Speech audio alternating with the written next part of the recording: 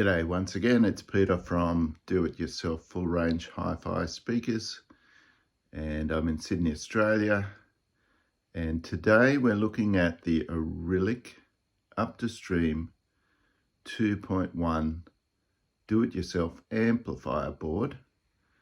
I'm a little bit late to the party because this has been out for 4 years, and I guess I've gone through a bit of an evolution with my do-it-yourself hi-fi, and I started with restoring old loudspeakers, and then I started making my own loudspeakers, and then I got interested in the chi-fi, fun-fi area. I've owned a Fozzy amplifier, some other little no-name woozy Class D amplifiers. They've all been a bit of fun.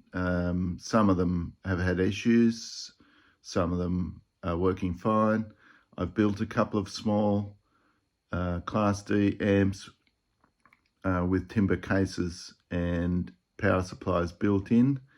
Some of those have been very successful. One or two haven't been. The amps haven't been that stable.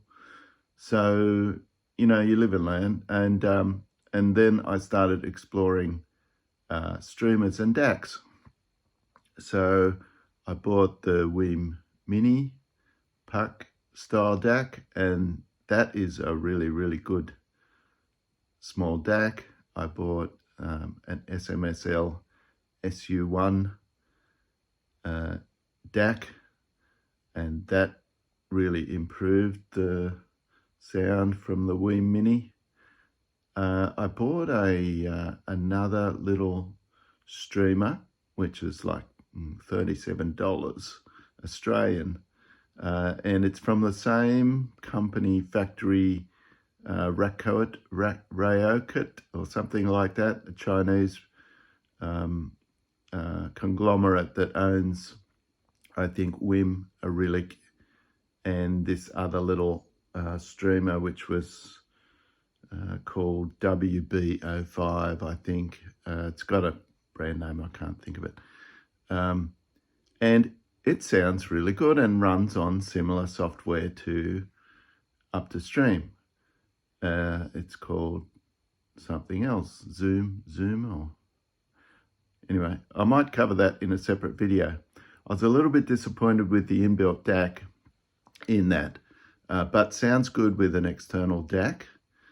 And I believe you can also add a little DAC board to it.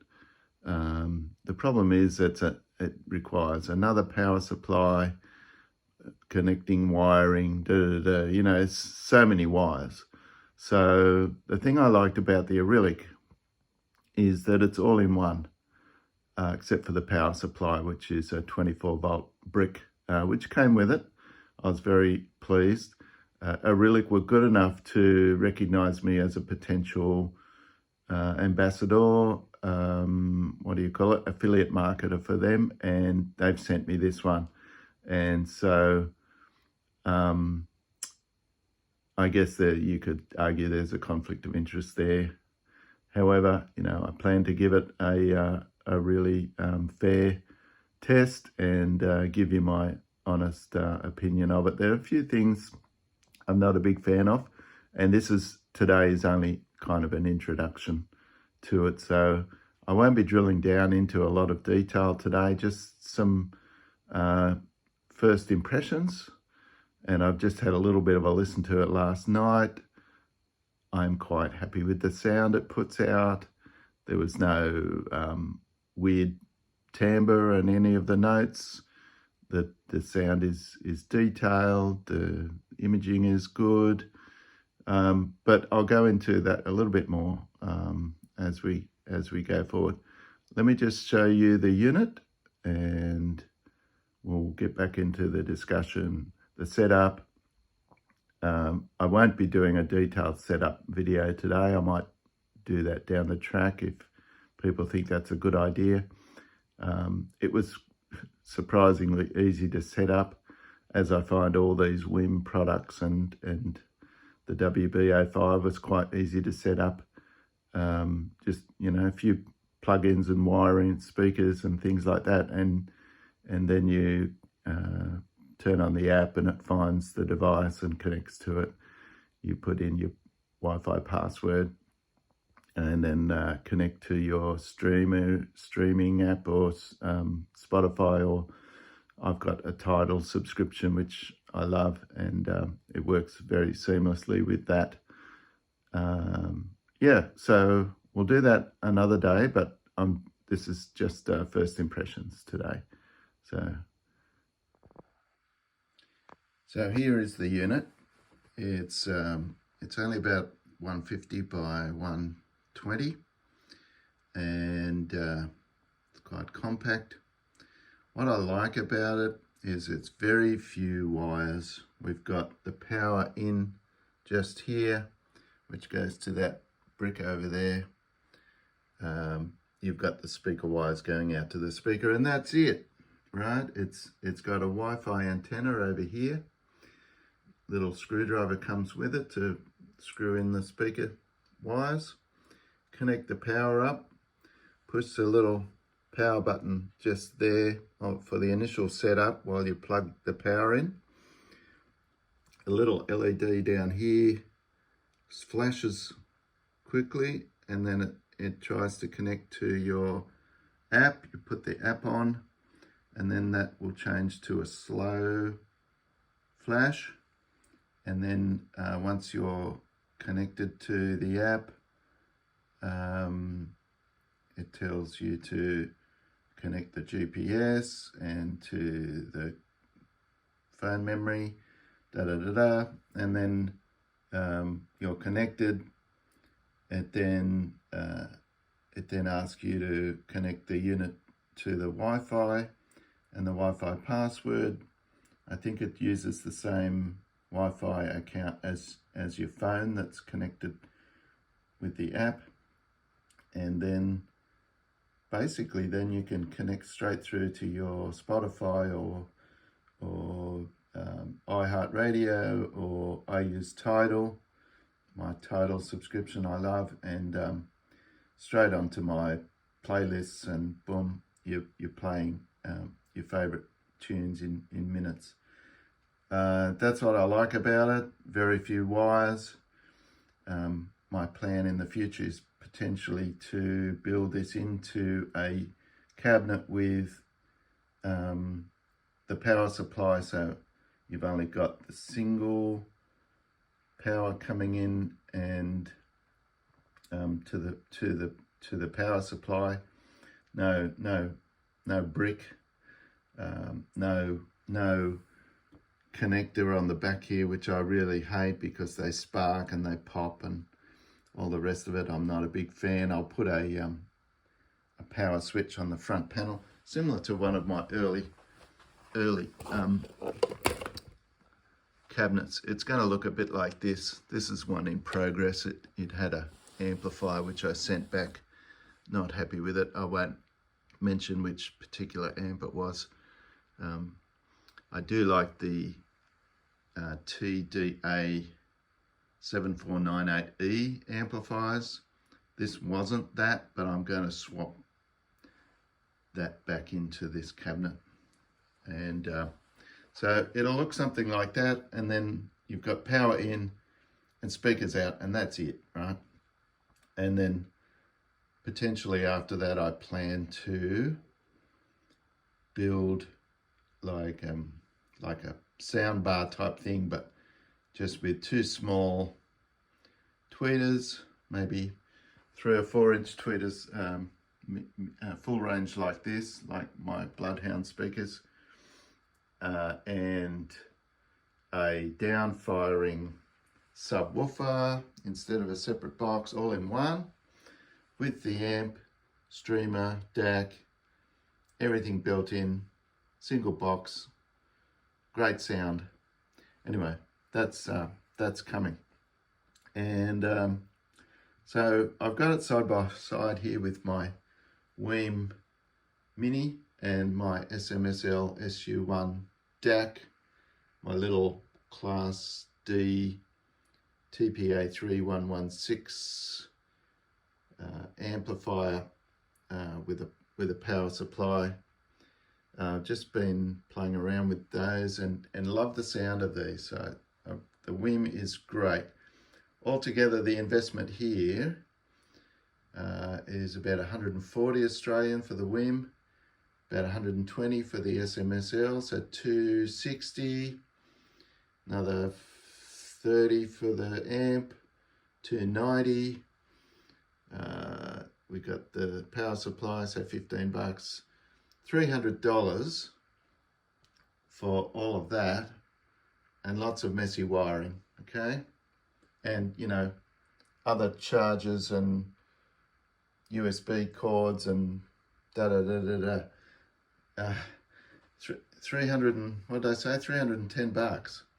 Here, about 300 bucks. Here, $120 Australian for that. I'm not sure if that includes the brick. The brick might be another 20 bucks, so 140 bucks. So half the price, a little bit of woodwork, and eliminate all that messy wiring, okay? That's worth gold to me. No fuss, quick to connect, quick to turn on and off, one on-off switch, really simple. So I tell you what, it's not quite up to the Weem is you've only got treble and bass control on here. There is another app called Go Connect, I think. Go Connect, which is Go something. I'll put that in the description. But it has a couple of more controls. And there's also the what's called ACP software, which you can buy separately for $20 and download it to your laptop.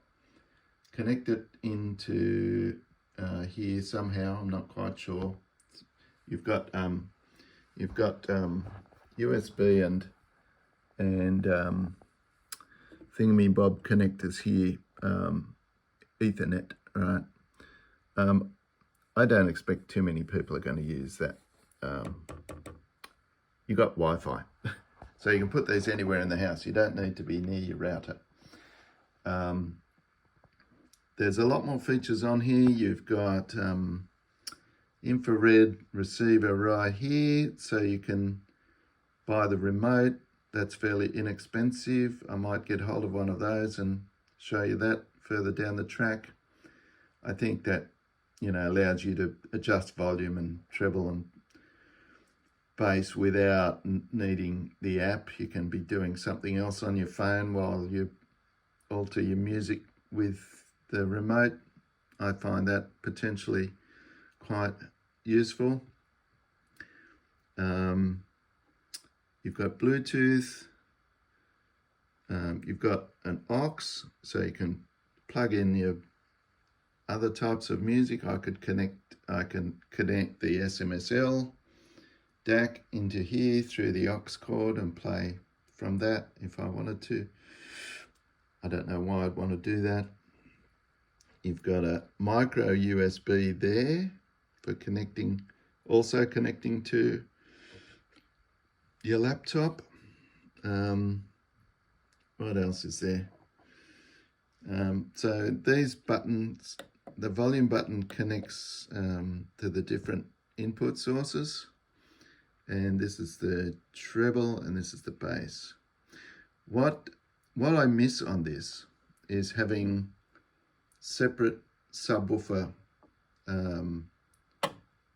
crossover adjustment that you've got here, and volume for the subwoofer. You might be able to get that sorted through the ACP software or that Go Connect app. I'm not really sure.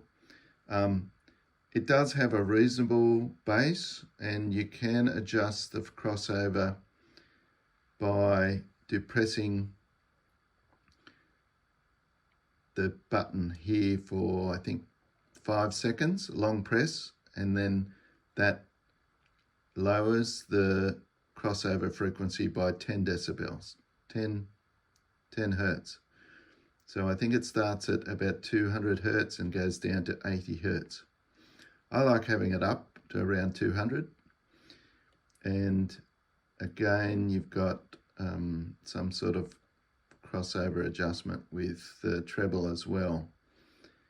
Not quite sure how that works, but I like my treble up, my mid-range about 2/3, and my bass up. And I just would like to have a more direct control of the subwoofer volume, because I do like a little bit of bass. My wife hates it, so to be able to easily and quickly turn it down when it's annoying my wife would be very convenient. That's all I'm going to say in a negative sense about this product, because everything else I think is fantastic. So I'll give you a little sound test in a minute if you want to stick around, and we'll play a couple of tunes just to give you the impression of how it sounds.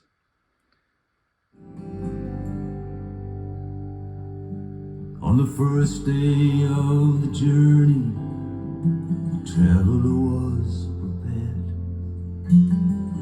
Words of consolation were never heard. He didn't know where he was going, just a poem in his mind, and all the things he valued left behind. Thanks for watching, guys. If you like where I'm going with this, keep looking out for further videos. It'll take me a little while to put together the little cabinet for the up-to-stream amp with the power supply built in. If you want to purchase one of these, you can go to the link below. That would help support the channel, and I can bring further projects to you. My speakers are for sale. Those little blue Bloodhound speakers. They're Visiton 4-inch and 3-inch full range. You can check the videos about those. I'm exploring international shipping for those, because it doesn't seem to be a whole lot of big market for those in Australia. I'm happy to ship them around Australia, but I haven't got my head around international shipping at this stage. So yeah, all good fun. Happy full ranging, and I'll see you at the next video. Cheers. Just one more thing to add to this video, and that is I reached out to Arylic to ask them what DAC chip was on the board, and their response was it's built into the MCU. Now, many of you probably know what that means. I had to look it up.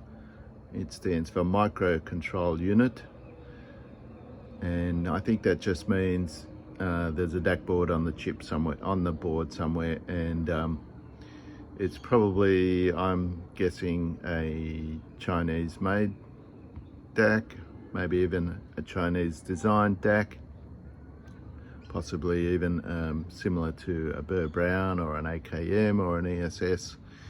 But it sounds quite good, and I'm quite happy with the sound coming out of this unit. It's as good, I think, as my SMSL outboard DAC, which contains, I believe, an AKM DAC chip.